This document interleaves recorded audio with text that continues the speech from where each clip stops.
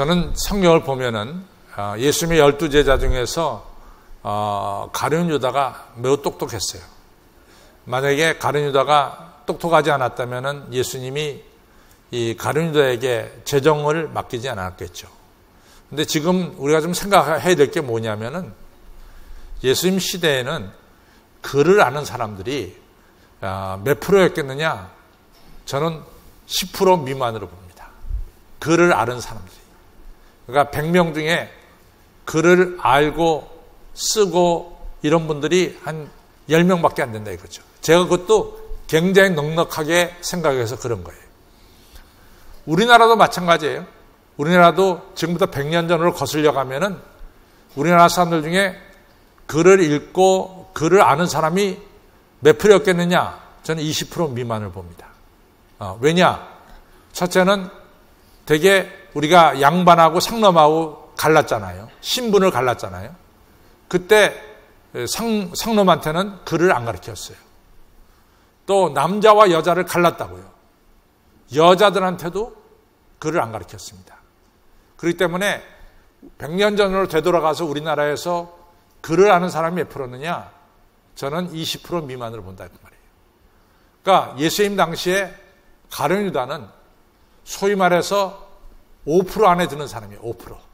왜냐하면 글을 알고 계산도 할 줄 아는 사람이니까 5% 안에 드는 사람입니다. 12제자 중에서 제일 똑똑했을 거예요. 그래서 아마 다른 제자들이 부러워했을 거예요. 야, 너는 글도 알고 너는 숫자도 셀 줄 알고. 그러면서 이제 가룟 유다를 굉장히 부러워했을 거라고. 역시 배운 사람이 생각하는 것도 깊어. 뭐 이런 이야기도 들었을 거예요. 근데 알다시피 예수님은 은 30에 팔았어요. 그리고 예수님이 십자가에 달려 죽는 것을 보니까 예수님이 죄가 없다는 것을 정확하게 알았어요. 그래서 마태복음에 이 가룟 유다가 대제사장에 찾아가서 말합니다. 예수님이 죄가 없는데 정죄를 받았다. 이 얘기를 하면서 자기가 받았던 은 30을 되돌려 줍니다. 근데 이제 제사장은 그걸 받지 않고 그걸 갖다가 나그네들이 이 죽으면은 들어가는 무덤을 샀죠. 그리고 가룟 유다는 어떻게 했어요? 자기 목을 스스로 매달아서 죽었어요. 그 똑똑했던 사람이 마지막이 너무 비참해 스스로 죽고 말았어요. 또 여러분들 토마스 페인이라고 하는 사람이 있어요. 이 토마스 페인은 미국 독립과 또 영국에 있어서 대단히 유명한 사람입니다. 그런데 이 사람은 여러분과 저 가지고 있는 이 상식이 있죠. 커먼 센스. 이 상식이 우리의 삶을 얼마든지 올바르게 나아가게 할 수 있다. 이렇게 믿는 사람이었어요. 우리가 평균적으로 가지고 있는 커먼 센스라고 하는 상식이. 그래서 이 사람이 무슨 책을 썼냐면 The Age of Reason이라고 하는 이성의 시대라고 하는 책을 썼습니다. 근데 이 책에서 뭐라고 하냐면은 우리에게 성경이 필요 없다. 왜냐? 우리에게는 이성이 있기 때문에 우리가 이성에 따라 살면 됐지 굳이 성경을 읽을 필요가 없다. 그래서 앞으로 봐라. 100년 뒤에는 성경을 눈을 뒤집고 쳐도 성경 없을 거다.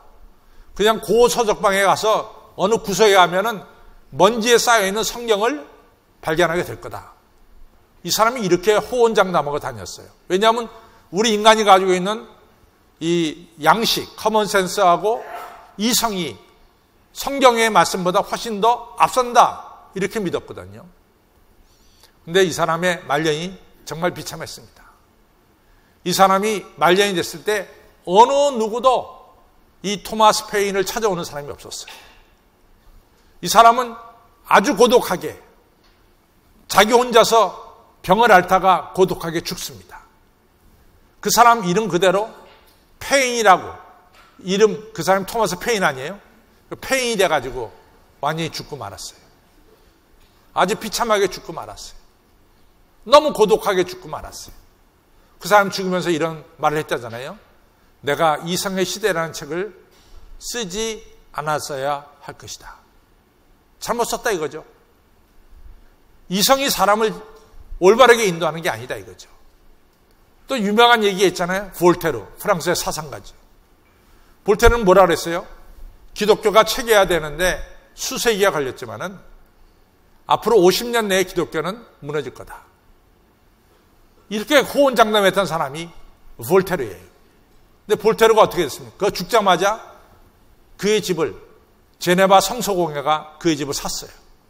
그리고 지금도 제네바 성서공회가 옛날 볼테르 집에서 성경을 찍어내고 있습니다. 성경이 만들어지는 곳이에요.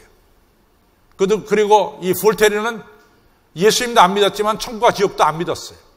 근데 이 사람이 죽으면서 뭐라 그러냐면 나 지옥에 간다. 나 같은 사람은 태어나지 말았어야 할 것이다. 이러면서 죽어갔어요. 뭐 한 시대에 얼마나 대단한 사람입니까? 토마스 페인, 볼테르. 그러나 마지막은 너무 비참했어요. 그러나 성경에 보면은 정말 마지막이 너무 훌륭한 분들이 많죠. 사도 바울만 보더라도 이 디모데후서 4장에 내가 관제와 같이 내가 부음이 됐고 내가 부름받을 날이 가까이 왔다. 내가 세상 떠날 날이 가까이 왔다. 그래서 말씀하기를 내가 선한 싸움 다 싸우고 달려갈 길 마치고 믿음을 지켰으니 이제부터는 의로우신 재판장께서 나에게 의의 멸류관을 주실 것이다. 사도 바울은 그의 일생을 되돌아보면 나름대로 선한 싸움 다 싸운 거야. 자기가 해야 될 일 사명 다 감당했어. 그리고 끝까지 믿음을 지켰다 그 말이죠. 난 여러분과 저도 오늘 끝까지 믿음을 지키시기를 바랍니다. 믿음을 지켜야 돼요. 그 다음에 야곱을 보면은 야곱이 147세에 세상을 떠나요. 147세. 근데 야곱이 자기 인생을 뭐라고 말하냐면 내가 험악한 세월을 살았습니다. 근데 실제로 야곱이 험악한 세월 살았어요. 왜냐하면은 자기 형 에서 대신 자기가 축복받아갖고 결국은 성경을 갖다가 아주 미화를 시켰는데 창세기 28장에 야곱이 사실은 브에세바라는 마을에서 쫓겨난 거예요. 왜냐하면 마을 사람들이 너 나쁜 놈이다. 너 어떻게 형이 받아야 될 축복 네가 받냐? 너 아버지가 안 보인다고 해서 네가 그래 아버지 몰래 아버지 속여가면서 축복받을 수 있어? 이래가지고 이 브에세바 사람들이 이 야곱을 갖다가 마을에서 쫓아낸 거예요. 그래서 야곱이 혼자서 저 하란까지 가가지고 하란에서 막노동자로 20년을 사는 거죠. 그렇죠? 그래가지고 자식을 끌고 내려오다 보니까 또 형이 자기를 죽이겠다고 그래서 야복강가에서 뭐 말할 수 없이 기도했죠. 또 이제 그러다 보니까 이 가나안 땅에 기근이 들어가지고 이제 곡식 얻으러 애굽 땅에 갈 수밖에 없었죠. 그전에는 자기가 사랑하는 아들 요셉이 사라져 버리고 말았죠. 정말로 되돌아보면은 이 야곱의 인생은 험악한 세월을 살았어요. 근데 야곱의 마지막이 어떻습니까? 야곱 마지막은 다 축복하면서 세상을 떠났어요. 큰아들도 축복하고 둘째 아들도 축복하고 셋째 아들도 축복하고 자기 자손들을 일일이 축복하면서 세상을 떠났어요. 야곱의 인생이 마지막이 너무 화려합니다. 아름답고. 또 사무엘상 7장에 보면은 내가 여기까지 하나님의 인도하심을 받았습니다. 그전에는 막 블레셋이 실로 성소를 갖다가 다 허물어 버렸죠. 벗게 뺏어갔죠. 파란만장한 역사가 있었다고요. 근데 사무엘상 7장에 여기까지 하나님이 우리를 인도해 주셨습니다. 그래서 뭐라고 말하냐면 에벤에셀의 하나님입니다. 이렇게 얘기를 했다고요. 오늘 여러분과 저도 마찬가지입니다. 여기까지 지난 1년 동안 하나님이 여러분과 저를 인도해 주셨음을 기억하시기를 바랍니다. 오늘 성경은 빌립보서예요. 빌립보서는 아시다시피 사도 바울이 이 로마 감옥에 있을 때 쓴 글이 바로 빌립보서입니다. 그래서 빌립보서를 가르쳐서 옥중서신이다 이렇게 부르고 있어요. 근데 사도 바울이 로마 감옥에서 빌립보를 쓰면서 뭐라고 하냐면 내가 풍부에 처할 줄도 알고 비천에 처할 줄도 알고 내가 어떤 것에 처하든지 내가 자족할 수 있는 일체의 비결을 배웠노라 그랬어요. 내가 풍부에서도 자족할 수 있고 비천한데도 자족할 수 있고 어느 곳에 있든지 초막이나 궁궐이나 어느 곳에 있든지 나는 자족할 수 있는 비결을 배웠다. 이런 말씀을 했습니다. 다시 말해서 하기 만족하다 이거죠. 그래서 오늘 여러분과 저도 한 해를 마감하면서 불평과 불만으로 마감하는 것이 아니라 믿음으로 다른 사람을 격려함으로 그리고 하나님 은혜에 감사함으로 한 해를 잘 마감하는 우리 모두가 되기를 다시 한번 주님의 이름으로 축원합니다. 사도 바울은 어떻게 자족할 수 있었는가? 어떻게 자족할 수 있었는가를 좀 생각해 봅시다. 먼저 사도행전 16장에 가서 보면은 어떤 일이 있냐면 사도 바울이 이 빌립보에 가서 복음을 전했어요. 근데 복음을 전할 때 귀신 들린 여자아이가 있으니까 사도 바울이 귀신 들린 여자아이가 불쌍히 여겨졌다고요. 그 여자애 고쳐줬단 말이지. 그랬더니 귀신 들린 여자애 가지고 돈 벌어먹던 이 주인이 말이지. 얘가 귀신이 있다니까 점을 못 쳐. 그러니까 주인이 말이지. 얘 때문에 돈을 버는데 얘가 정신이 올바르니까 점을 못 치니까 사도 바울을 빌립보 시 당국에다 고발했어요. 이 사람들이 우리 마을에 와서 우리가 알지도 못하는 이상한 것을 전한다. 이상한 습관과 종교를 전한다. 우리 마을을 아주 어지럽게 만든다. 이러면서 바울과 실라를 고발했단 말이지. 그러니까 바울과 실라가 이 빌립보 시 당국에 붙잡혀가지고요. 수없이 매를 맞습니다.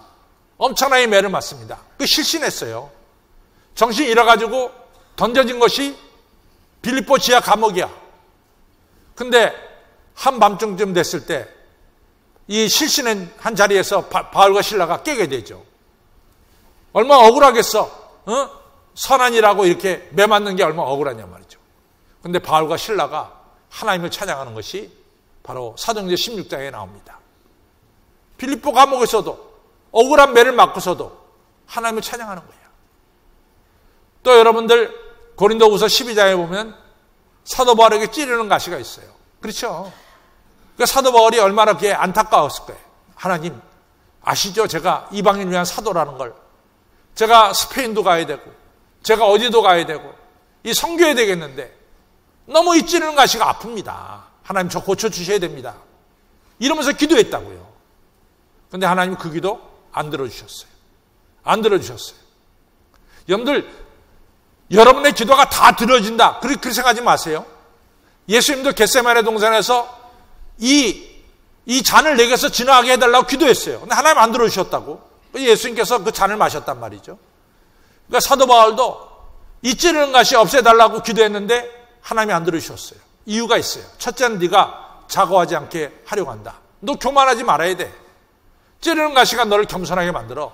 두 번째, 네가 찌르는 가시가 있기 때문에 너 하나님께 기도하지 않냐? 그러니까 네가 하나님께 기도하니까 네가 비록 찌르는 가시가 있더라도 네 안에 하나님의 능력이 임하지 않냐? 그러니까 네가 능력의 사람으로 살아가지 않냐? 그러니까 사도 바울이 맞습니다. 주님, 내가 찌르는 가시 때문에 겸손해지고 내가 찌르는 가시 때문에 주님께 기도하다가 능력을 받습니다. 주의 은혜가 내가 약할 때 강합니다. 이런 귀한 고백을 하게 되죠. 그러니까 사도 바울은 이처럼 감옥 속에 있을 때도 자족할 수 있었고 찌르는 가시 속에서도 자족할 수 있었어요. 자족이 얼마나 중요한지 사도 바울이 이런 얘기합니다. 사도 바울의 믿음의 아들이 누굽니까? 디모데 아니에요.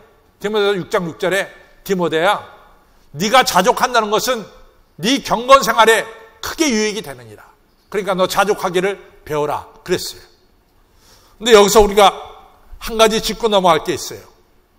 이 자족한다는 것은 오늘 우리의 형편, 우리의 운명을 그냥 받아들이는 것을 가리키느냐? 그게 아니에요. 예를 들어서 사도 바울이 찌르는 가시가 있기 때문에 이건 내 운명이다 이렇게 받아들여야 되느냐? 그게 아니라 그 말이죠. 또 어떤 사람은 가난해. 내가 이 가난한 게 운명인가 보다. 운명을 알고 살자. 그런 게 아니에요. 어떤 사람은 못 배웠어. 내가 못 배운 게 운명인가 보다. 그렇게 사는 게 아니래도.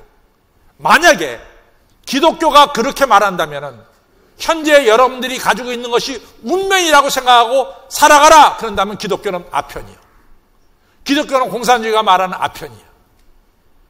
여러분과 저는 오늘 상황에 대해서 이것이 운명이다 이렇게 생각하는 게 아니에요.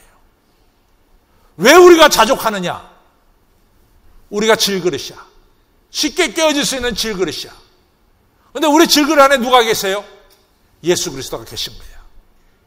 우리 안에 예수 그리스도가 계시기 때문에 우리가 사방으로 오겨쌈을 당하여도 쌓이지 않고 답답한 일을 당하여도 낙심치 않고 우리가 핍박을 받아도 버림받지 않고 여러분과 저가 넘어뜨림을 당하여도 우리가 망하지 않는 거예요. 왜? 우리 안에 예수 그리스도가 계시기 때문에 그래.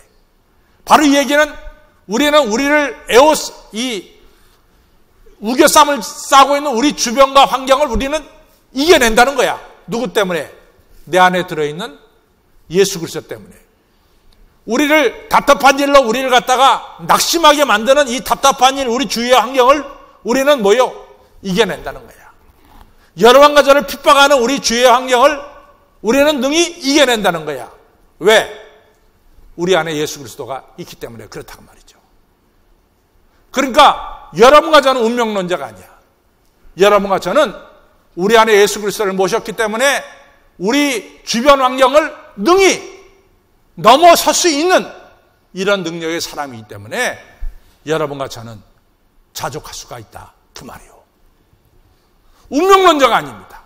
그래서 우리 크리스천들은 보면은 우리가 1900년대 보면은 초에 보면은 그 당시에 주변 환경 뭐예요? 여자는 공부할 수 없다야. 근데 기독교가 들어와서 여자가 학교에 가서 공부하는 이런 역사가 일어났어요. 너는 할 수 없다야. 그러나 그리스도 안에서 우리는 능히 할 수 있는 사람들로 바뀌어졌어요. 여러분과 저가 자족할 수 있는 이유는 뭐냐? 주변 환경이 운명이라고 생각해서 우리가 자족하는 게 절대로 아닙니다. 우리는 자족할 수 있는 게 내 안에 그리스도가 계시기 때문에 우리는 환경과 처지를 능히 딛고 일어설 수 있다고 하는 이 사실 때문에 여러분과 저는 자족하면서 사는 것을 믿으시기를 바랍니다. 그래서 하박국 3장 말씀이 비록 무화과나무가 무성치 못하고 포도나무에 열매가 없고 또 감람나무에 소출이 없고 밭에 식물이 없고 우리의 양이 없고 외양간에 소가 없을지라도 예수 그리스도로 인해서 하나님으로 인해서 우리가 기뻐하리로다. 그렇습니다. 여러분과 저는 예수 그리스도가 우리 안에 계시기 때문에 우리는 환경과 처지를 뛰어넘어 자족할 수 있는 하나님의 사람임을 기억하시기를 바랍니다. 사도 바울이 내가 풍부에 처할 줄도 알고 비천에 처할 줄 알고 내가 어떤 상황에 있든지 내가 자족할 수 있는 일체의 비결을 배웠다 그랬어요. 제가 여러분들에게 하나 여쭤보겠습니다. 여러분들 풍부할 때 자족하십니까? 아니면 약간 비천할 때 자족하십니까? 안 대표님 뭐 생각 있어요? 여러분들 풍부할 때 자족하세요? 아니면 비천할 때 자족하세요? 에? 어느 때가 더 우리가 만족할 때가 많을까? 풍부할 때일까? 아니면 좀 모자랄 때일까? 신지사님 뭐라고요? 우리는 쉽게 풍부할 때 이제 자족할 수 있다 이렇게 생각을 하는데 제가 이제 지금은 이제 여러 가지 생각을 많이 하는 사람이 돼서 잘 아는데 그때만 해도 내가 잘 아는 재벌한테 찾아가서 아주 선한 일 하도록 내가 이제 한번 이 좋은 기회를 마련해 드리려고 내가 속으로 생각한 게 있었어요. 그래서 내가 그때만 해도 내 나이가 40대 말 그러니까 그때만 해도 그러니까 내가 저보다 한 10년 정도 더 되신 장로님한테 그래도 나이 드신 장로님한테 한번 여쭤보는 게 좋을 것 같아서 장로님 내가 이런 좋은 일 가지고 내가 알고 있는 이 암흑의 재벌한테 찾아가서 좀 이 선한 일 하라고 얘기하겠습니다. 그랬더니 우리 장로님이 나를 이렇게 쳐다보시다는 말이 목사님 하지 마시지 그래요. 그래서 왜요? 선한 일이고 좋은 일인데 재벌은 돈밖에 모릅니다. 그래. 그래서 저분이 왜 저럴까? 재벌이 얼마나 돈이 많어? 근데 돈밖에 몰라. 그러니까 재벌은 아무리 많이 가졌어도 역시 모자란 거야. 그렇죠? 그러니까 이 풍부에 처할 때도 자족할 수 있다. 쉽지 않은 거라 이게 쉽게 얘기해서. 그렇죠? 근데 이 사도 바울이 내가 일체의 비결을 배웠느라 어디서 배웠느냐? 첫째는 사도 바울은 세상은 변한다는 거예요. 세상은 변합니다. 세상은 변해요. 틀림없이 변합니다. 세상은 변합니다. 제가 그랬잖아요. 이 8년 전에 우리 교회 부목사로 있다가 그만둔 위강진 목사가 있어요. 위강진 목사. 근데 이 목사가 나보러 와가지고 목사님 자기 어느 교회 가야 되려는데 목사님 저 추천서 하나 써달래. 그래서 와라 내가 추천서 써주마. 근데 난 그 친구를 8년 만에 처음 보는 거예요. 그 친구도 저한테 이제 8년 만에 온 거지. 8년 만에 와가지고 첫 마디가 뭔지 아세요? 목사님 많이 늙었네요. 그래. 그래서 야 참나. 나한테 추천서 받으러 온 친구가 나한테 첫 마디가 목사님 많이 늙었대. 그래야 세월이 흐르면 늙지 뭐 그러면 세월이 뭐 저거 아니야 했더니 속으로는 별로 안 좋지만 내가 그렇게 얘기를 해야지. 세월이 흐르면 늙는데 말이지. 그렇게 얘기했어요. 세월이 흐르면 변하는 거야.